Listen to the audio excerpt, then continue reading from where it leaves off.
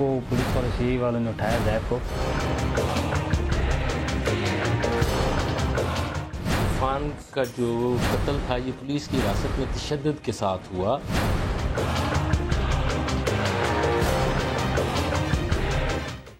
दहशतगर्दी ने एशिया और अफ्रीका के ममालिक से निकलकर पूरी दुनिया को अपने निर्गे में ले लिया। इसकी जहां कई वजूहात हैं, वहां सबसे बड़ी वजह शायद ये भी हो सकती है कि माजी में कुछ ममालिक ने तमाम मसाइल को हल करने के लिए असलहे का बेदरेग इस्तेमाल किया, जिसे देखते हुए इस दौर में जवान होने वाली नौजवान नस्ल ने भी हर मसले को असलहे के जरिए हल करने की कोशिश शुरू कर दी। शायद इसीलिए इस दहशतगर्दी ने अब पूरी दुनिया को अपनी लपेट में ले लिया है और मगरिब के कई ममालिक जो अपने आप को इंतहाई पुरअमन ममालिक समझते थे, अब रोज़ाना दहशतगर्दी के किसी न किसी वाक़े का सामना करने पर मजबूर हैं। मगर इसकी सबसे बड़ी कीमत हमारे मुल्क को चुकाना पड़ी, जहां हज़ारों सिविल और सरकारी अफराद को बेदर्दी से कत्ल कर दिया गया।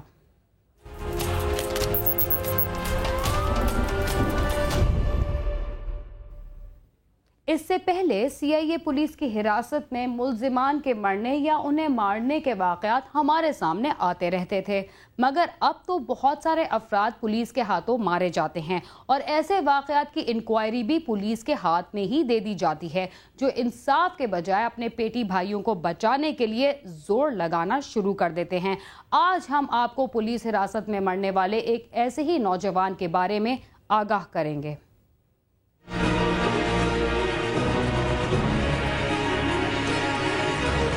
मोहम्मद इरफान, जो कि अटक का रिहायशी था और तरनौल पेट्रोल पंप पर काम करता था, उसने जाहिद नामी लड़के से मोबाइल फोन खरीदा जो कि किसी डकैती में छीना गया था। पुलिस ने जाहिद को गिरफ्तार किया तो उसने अपनी छीनी गई अशिया के बारे में पुलिस को मालूमात दी, जिसकी निशानदेही पर पुलिस ने काफी लोगों को हिरासत में लिया।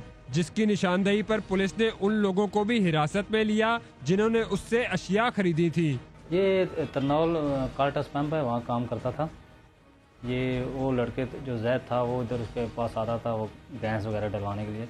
इसने उससे मोबाइल ख़रीदा और उसको पुलिस वाले CI वालों ने उठाया जैद को किसी डकैती के मुकदमा में, और उसने उसको बताया कि उसने मोबाइल मैंने भी उसके आगे बेचा है। ये 26 अगस्त को रात को हमारे गाँव आए, हमारे घर मेरे भाई को उठा के CI हेडक्वार्टर ले आए। पुलिस ने इरफान को 26 अगस्त 2015 को उसके घर अटक से हिरासत में लिया और किसी भी मजाज अदालत में उसको पेश नहीं किया। हिरासत में लेने के बाद इरफान के घर वालों से 5 लाख रुपए का मुतालबा इस धमकी के साथ किया गया कि अगर रकम अदा न की तो इरफान के खिलाफ डकैती के मुकदमात दर्ज कर लिए जाएंगे। इरफान एक गरीब घराने का लड़का था जिसका इससे कबल कोई क्रिमिनल रिकॉर्ड भी नहीं था। नहीं, उनको कोई रिकॉर्ड इसका क्रिमिनल नहीं मिला, पहले इसका कोई रिकॉर्ड नहीं है, कोई इसके ऊपर FIR नहीं है।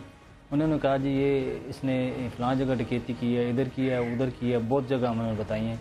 वो हमसे 5 लाख रुपए की डिमांड मांगते रहे, कहते अगर पैसे नहीं दोगे तो हम इनके ऊपर ये कोई 7, 8, 10 मुकदमे थे, ये इनके ऊपर डाल देंगे इसको। तो इस तरह करते करते हमसे मुसलसल हमारे घर फ़ोन करते रहे, हमें कॉलें करते रहे कि हमें पैसे दो, अपने मकान बेचो। ये इस्लामाबाद है, ये कोई अटक नहीं है, यहाँ लाखों की गेम होती है, हज़ारों की नहीं। और उसको पुलिस और CI वालों ने उठाया जैद को। इरफान का जो कत्ल था ये पुलिस की हिरासत में तशद्दुद के साथ हुआ।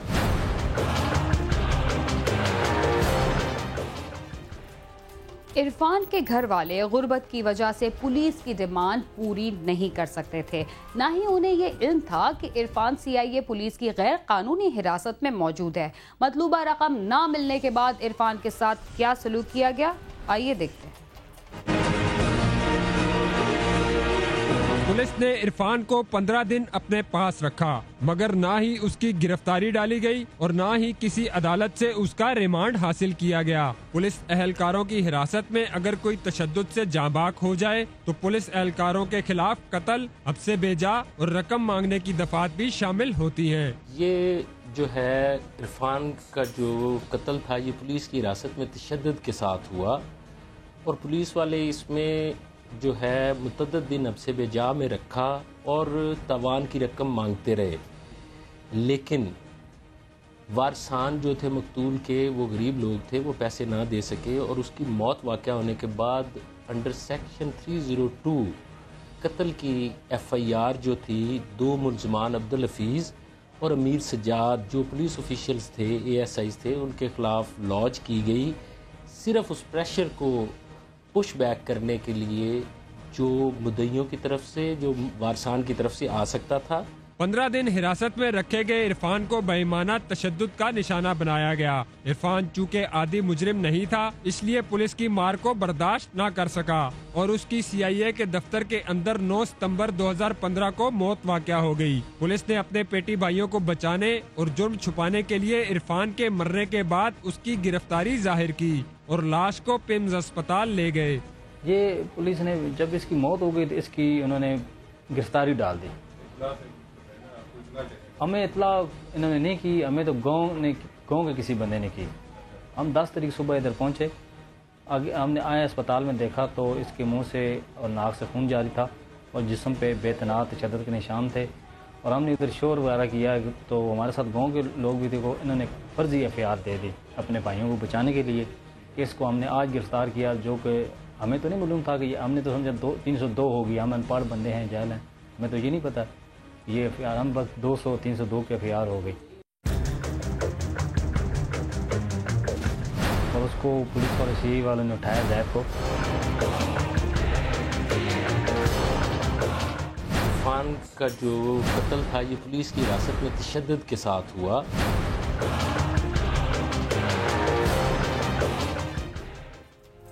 इरफान की मौत के बाद पुलिस ने इरफान के लवाहिकीन को इत्तला तक नहीं दी और खुद मुद्दई बनकर मुकदमा दर्ज करने के बाद पोस्टमार्टम करा लिया।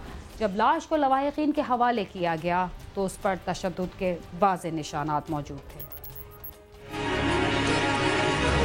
पुलिस ने पहले वक्ती तौर पर पुलिस एहलकारों ASI अमीर सज्जाद और अब्दुल हफीज के खिलाफ कत्ल का मुकदमा दर्ज किया, क्योंकि इरफान के लवाहिकीन और गांव के लोग CIA के दफ्तर पहुंच गए थे। उसके बाद पुलिस ने अपने दोनों पेटी भाइयों को बचाने के लिए कत्ल की दफा को खत्म करके कत्ले खता की दफा लगा दी, जो कि काबिल जमानत जुर्म है, ताकि मुल्जिमान को रिहा किया जा सके। ASIs थे, दोनों असिस्टेंट सब इंस्पेक्टर्स थे और बाद अज़ा जो था, इन्होंने पुलिस वालों ने कभी भी इन्हें पकड़ने की कोशिश नहीं की। इसकी जो जानबदाराना तहकीकात करते रहे, मामले को टिल्ट करने के लिए इसमें कोई ना कोई पेचीदगी पैदा करते रहे और बाद अज़ा इन्होंने अपने जो साथी थे मुल्ज़मान, इनको बचाने के लिए उन्होंने बजाय इसके कि 365A जो है उसमें अट्रैक्ट होती थी, वो अट्रैक्ट करते और 341 जो थी अब से बेजा की और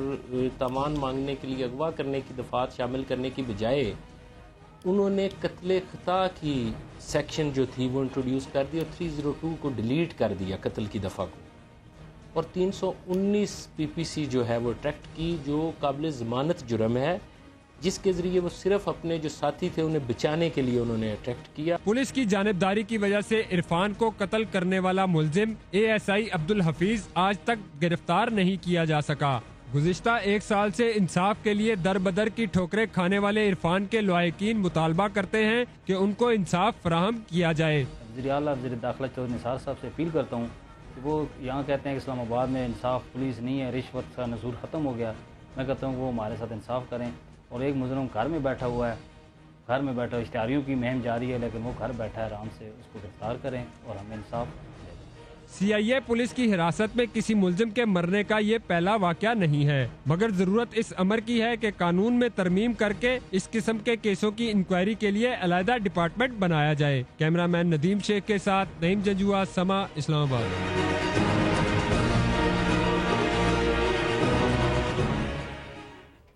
मिलजुल कर काम करने से जहां कामयाबी का तनाजुब बढ़ता है, वहां काम भी बेहतर तरीके से अंजाम पाता है। इसी उसूल पर अमल करते हुए लाहौर की 3 बहनों ने मिलकर अपनी जिंदगी को पुरआसाइश बनाने के लिए काम शुरू किया और लाखों में खेलने लगी, मगर उनका काम गैर कानूनी था। आइए देखते हैं कि वो क्या काम करती थी।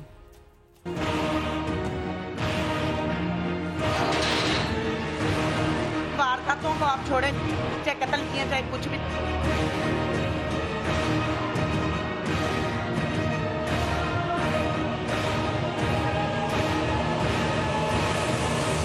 ये है लाहौर की रिहायशी 3 बहनें शबनम, कनीज और रूबीना, जिन्होंने 30 रुकनी गिरोह तश्कील दिया और शहर भर में वारदातें शुरू कर दी। कभी किसी ब्यूटी पार्लर में घुसकर सफाया कर दिया तो कभी किसी घर में मुलाजमीन के भेस में वारदात कर दी, कभी राहगीरों को लूटा तो कभी किसी स्टोर से माल गायब कर दिया। ये थाना गाजियाबाद ऑपरेशंस का एक बहुत बड़ा एक काम है, काबिल तहसीन काम है। ये गैंग सिर्फ थाना गाजियाबाद तक महदूद नहीं था, बल्कि पूरे लाहौर में इन्होंने वारदातें की हुई हैं। तकरीबन 70 के करीब पहले ये चोरी, डकैती, रॉबरी के मुकदमात में ये चलान हुई। और इस गैंग का आप अंदाज़ा लगाएं कि इसके साइज़ तक 30 से ज़ायद अफराद इस गैंग के मेंबर हैं। ये सरगना है उस गैंग की, कनीज़ और शबनम और रूबीना, ये तीनों हमने पकड़ी हैं। पुलिस हुकाम के मुताबिक उन्होंने इत्तला मिलने पर गाजियाबाद के इलाके में एक घर पर छापा मारा, जहां से ये तीनों बहनें गिरफ्तार कर ली गयीं, जबकि घर से एक चोरीशुदा कार, मोटरसाइकिल, असलहा और तलाई जेवरात भी बरामद किए गए। इनके पास से थाना समनाबाद से चोरी होने वाली एक मेहरान गाड़ी भी बरामद हुई है और अभी बहुत रिसेंटली थाना हेर से एक मोटरसाइकिल छीना गया था, वो भी इनके कब्जे से बरामद हुआ है। इसके अलावा नकदी, जेवरात, मोबाइल फ़ोन्स इनके पास से बरामद हुए हैं। तरीक़ा वारदात इनका ये था कि ये दीगर साथियों के साथ गाड़ी पर आना, मोटरसाइकिल पर आना, बड़े डिपार्टमेंटल स्टोर्स को निशाना बनाना, ब्यूटी पार्लर्स के अंदर जहाँ जाते हैं, जो कोई दुल्हन गई है उसके जेवरात वहाँ से चोरी कर लेना। तो इन्होंने हर किस्म की वारदात की है, किसी एक तरीक़ा वारदात तक ये महदूद नहीं रही। चोरी में ये मुलव्वस हैं, डकैती में ये मुलव्वस हैं, रॉबरी के अंदर ये मुलव्वस हैं, अगवा के अंदर मुकदमात के अंदर ये मुलव्वस हैं। तो शेयर सीधी करो, शेयर सीधी करो, शेयर सीधी करो। नहीं फाइनेंस की कोई गल नहीं दसनी। वारदातों को आप छोड़े, चाहे कत्ल किए चाहे कुछ भी। थाना गाजियाबाद ऑपरेशन का एक बहुत बड़ा एक काम है, काबिल तहसीन काम है।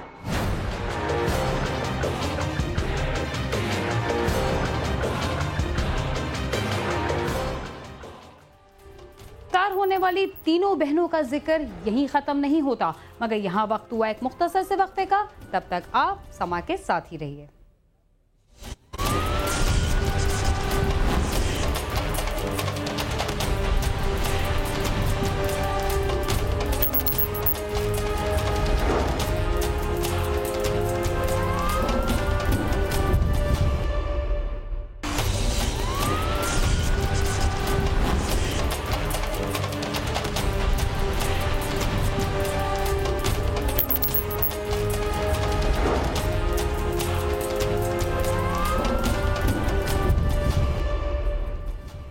प्रोग्राम क्राइम सीन में एक बार फिर खुशामदीद। वक्फे से पहले आप देख रहे थे कि 3 बहनों को पुलिस ने मुख्तलिफ जराइम की बिना पर गिरफ्तार कर लिया था। देखते हैं कि गिरफ्तार होने के बाद तीनों बहनों ने थाने में लेडी पुलिस एहलकारों के साथ क्या रवैया अपनाया।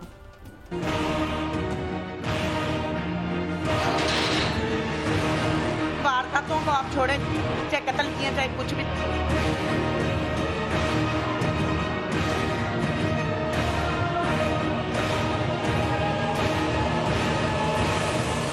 तीनों गिरफ्तार बहनों ने थाने में लेडी पुलिस एहलकारों के साथ भी नोकझोंक जारी रखी और अपनी गैर कानूनी सरगर्मियों पर वो जरा बराबर भी शर्मिंदा नहीं।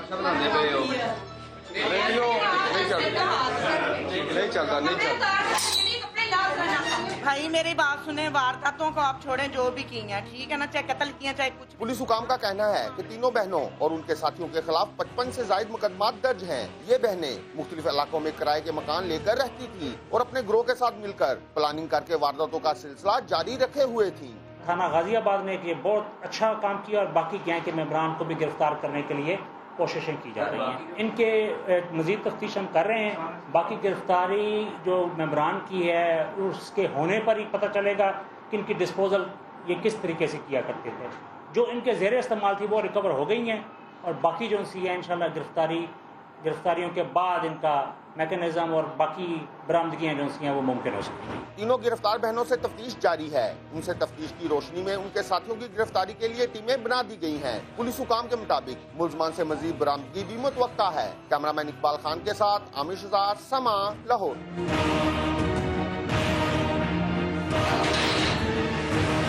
वारदातों को आप छोड़े, चाहे कत्ल किए चाहे कुछ भी।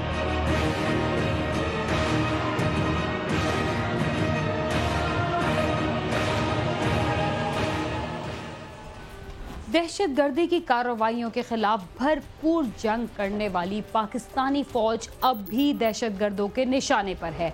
कराची में 8 माह के दौरान आर्मी की जीप पर दूसरा हमला हुआ है, जिसमें पाकिस्तान आर्मी के 2 जवान शहीद हो गए। कानून नाफिज करने वाले इदारे इस वाक़े की तहकीकात कर रहे हैं। इस केस में अब तक क्या पेशरफ्त हुई, आइए जानते हैं।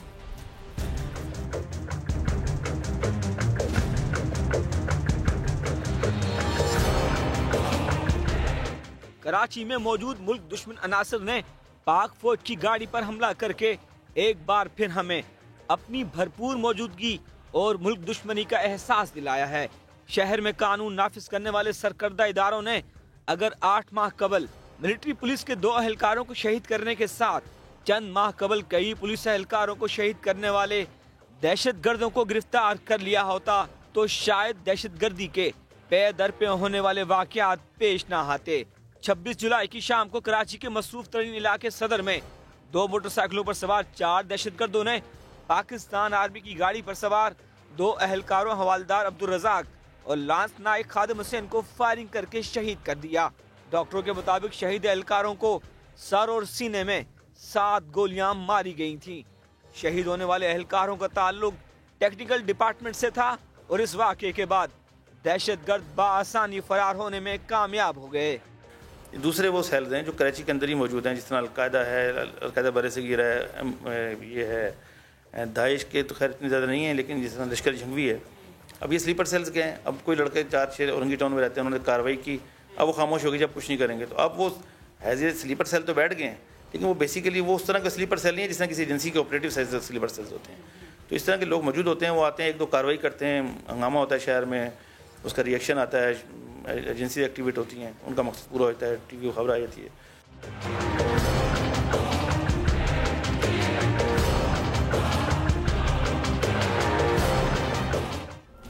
सरकारी गाड़ी पर हमले के बाद की गई तफ्तीश में क्या बात सामने आई? क्या मुल्जिमान का कोई सुराग मिल सका?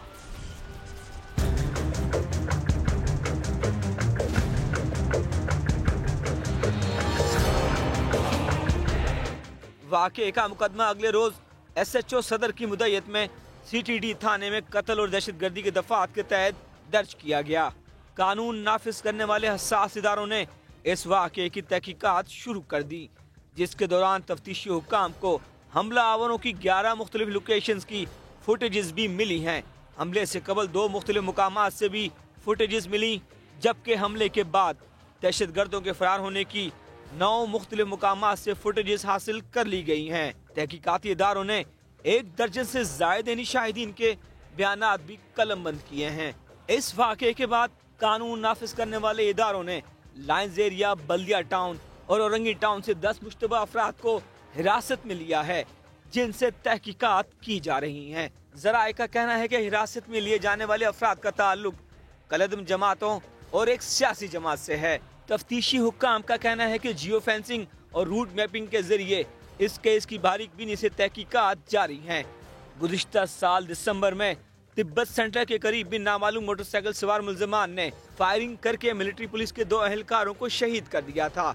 इस वाक़े की CCTV फुटेज भी मंजर आम पर आ गई थी, ताहम मुल्जिमान ताहाल गिरफ्तार नहीं हो सके।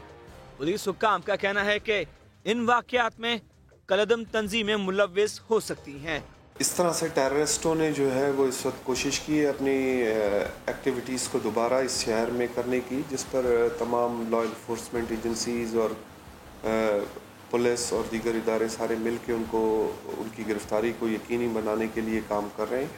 और मैं समझता हूँ कि आने वाले चंद दिनों में एटलीस्ट टेररिज्म से इस किस्म के, जिसमें टारगेट किलिंग और इस किस्म की चीज़ें हैं, तो काफ़ी हद तक इससे हमारा शहर जो है वो पाक हो जाएगा। कराची में पुलिस के बाद हसास इदारों की गाड़ियों पर हमला इस बात की निशानदेही करता है कि इन हमलों के पीछे कोई मजबूत हाथ मुलव्विस है। जब तक मुल्जिमान की गिरफ्तारी अमल में नहीं आती, ऐसे मजीद हमलों के खदशात बरकरार रहेंगे। कैमरा टीम के साथ सालिक शाह, समा, कराची।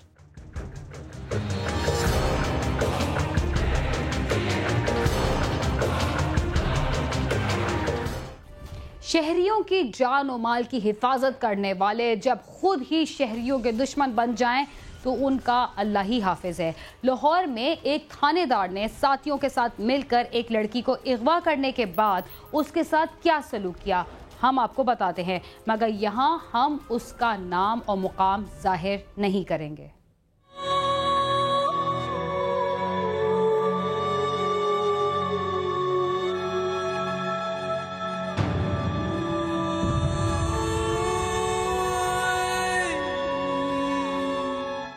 गाजियाबाद की रहायशी लड़की ने इल्जाम आयद किया है कि उसे थाना मुगलपुरा में तैनात थानेदार हयात मलक ने साथियों के साथ मिलकर अगवा किया और थाना बागबानपुरा के साथ एक फर्नीचर शोरूम में ले जाकर न सिर्फ ज्यादती का निशाना बनाया बल्कि मुजाहमत पर उसे तशद्दुद करके जख्मी भी कर दिया। मैं इनकी बड़ी बहन हूँ, बस हमें कुछ नहीं चाहिए, हमें इंसाफ चाहिए।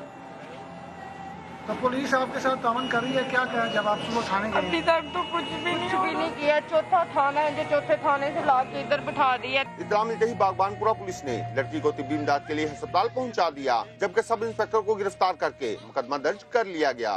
सुबह 7:30 बजे ये खातून जिसका नाम ये थाने आई है, इसने कहा कि मेरे साथ जो है वो रेप हुआ है और इसमें हयात सब इंस्पेक्टर मुलव्वस है।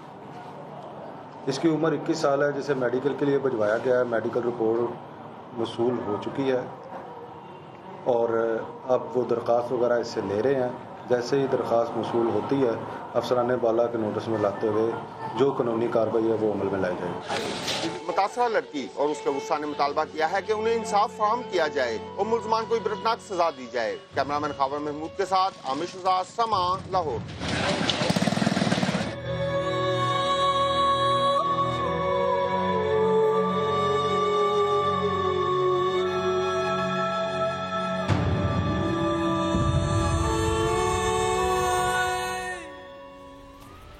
इसके साथ ही क्राइम सीन अपने इख्तिताम को पहुंचता है। अगर आप हमसे रब्ता करना चाहते हैं तो हमारा पता है cs@sama.tv। इसके अलावा आप फेसबुक और ट्विटर पर भी हमसे रब्ता कर सकते हैं। बीना खान और क्राइम सीन की टीम को इजाज़त दीजिए और देखते रहिए समा।